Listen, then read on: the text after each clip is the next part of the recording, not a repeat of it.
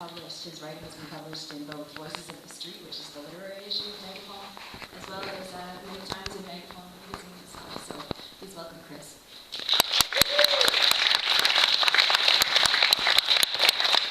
Good morning. Morning. I appreciate you being here so early today.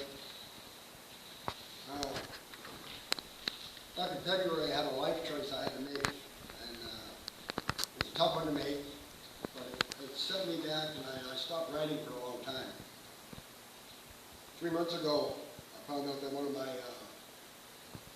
my people come by to buy the paper off me. She passed away. I'd known that she was terminal, and but she would come by and she loved my stuff that I had printed last year in the Megaphone.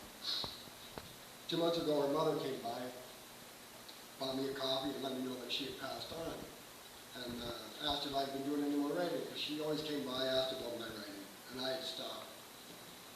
And that's what urged me to write the series of stories that I'm writing now. I've got my pen back out because of this, and I'm working on a set of stories that just talk about my life and our lives. So this is, I'm working on a series. This is the second story in a series of 4 or 5, and it'll be published in the Megaphone shortly. By the time I was getting ready to start high school, I spent most of my time looking for ways to get high. Alcohol and pot specifically. Cocaine never came into play for a few more years. I was 15 years old. Within the first 2 weeks of school, I was caught smoking in the bathroom. The teacher found me smoking, escorted me to the vice principal's office, cigarette in hand. On the way to the office, I continued to smoke that smoke.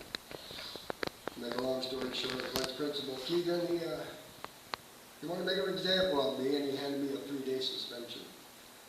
I was so scared of my grandmother's reaction that I came to the conclusion that I couldn't go back to her house. I quickly decided to run away to my other grandmother's house in a small town a couple hours away. I took the same road that my father drove so many times when we went to visit at Christmas in the summers when I was dropped out there for the entire summer. When I got there, I was welcomed by my grandma with open arms and news that my mom and the man she'd run off with were living like 30 minutes away. At first, I stayed with my grandma, but it wasn't working out, so I went to stay with my mom. Eventually, one night, when all my relatives were drunk, like always, when they began a fist fight right there in the kitchen. My mom's boyfriend had Uncle Ted by the neck against the wall. I ran for the shotgun in the nearest closet. There's always guns throughout the house. I shot a hole in the ceiling just before my Uncle Lanny got the gun out of my hands. Shortly after that, my mom, fighting with Tom about leaving the lid off the cheese whiz and it drying up. Beat her badly that night, I remember, wanting him to die at my hand that night, but I couldn't do it. I had a gun in my hand at the bedroom door. Still, I couldn't bring myself to open the door. Instead, I filled a glass with Ajax and milk. I'd seen it on TV, that was going to be my way out. I ended up calling the emergency number, and the ambulance showed up shortly after that with police in tow. They took me to the hospital, and I was released the next afternoon. I went back to live with my grandma after the suicide attempt, but by the next time they had a party at the house, I slipped out and stole my aunt's car, not knowing where I was going. I was just going. I'd only gotten a few miles when the semi came bearing down on me from the other direction. Being 15 and never driven before, I freaked out and swerved into the ditch. When the dust cleared, I was too afraid to drive again, and I just fell asleep in the car. Soon after, I heard a rap with a flashlight on the window. I was under arrest for auto theft. When they prayed me, questioned me, and waited for my mom to show up, the only thing I could say to them was I didn't want to go with my mom. I wanted to be put in jail, which 15-minute juvenile detention, or psych ward, wherever I could get help. In the end, they put me in London Psychiatric Hospital in Ontario. I don't remember much of that place. I wasn't there very long. I do remember that hearing other kids' stories helped me feel so not alone. My mom came for one family therapy session, but never came again. The next time she came to tell me she was leaving Tom, the guy she left my dad for, and didn't know where she was going. She wished me luck, gave me $20, and said goodbye. She was gone again. By then I was comfortable in the hospital. I had a girlfriend and everything. my mom left me in that hospital. It was near Christmas. My girlfriend went home for the holidays, and I gave her the 20 bucks my mom had given me because she needed it for her trip. When the new year is finally here, I find out my girlfriend isn't coming back in the hospital. She was gone with my 20 bucks my mom gave me. Isn't that ironic?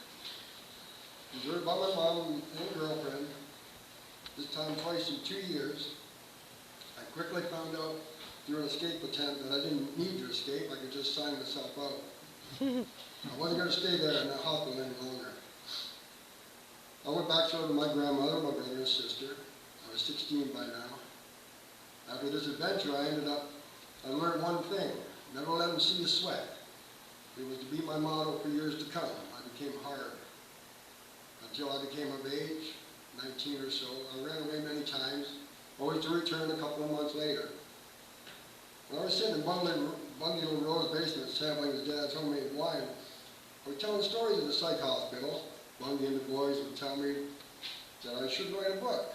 I claimed that I indeed would one day write a book, and I already had a name for it: the Blackie Rip. Blackie was my nickname, and at the time, I mentioned to others of this a few times after that, not really thinking I would ever write anything, but life had its own plans. And in my next few stories, I'm going to tell how writing and baseball would again play into my life 25 years later, not separate, but one in the end coming together.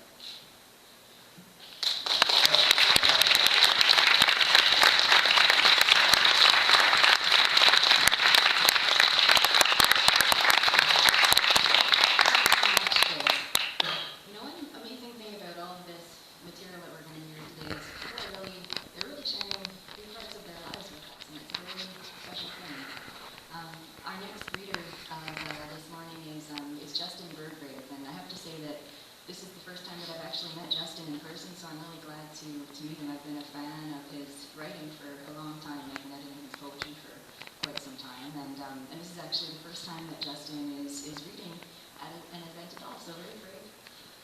He's been published in Megaphone and Voices of the Street. He's currently a resident at the on-site treatment facility. He volunteers downstairs at Insight, and in 2010 Justin was the star of a reality television show called Conviction Kitchen. So please welcome Justin.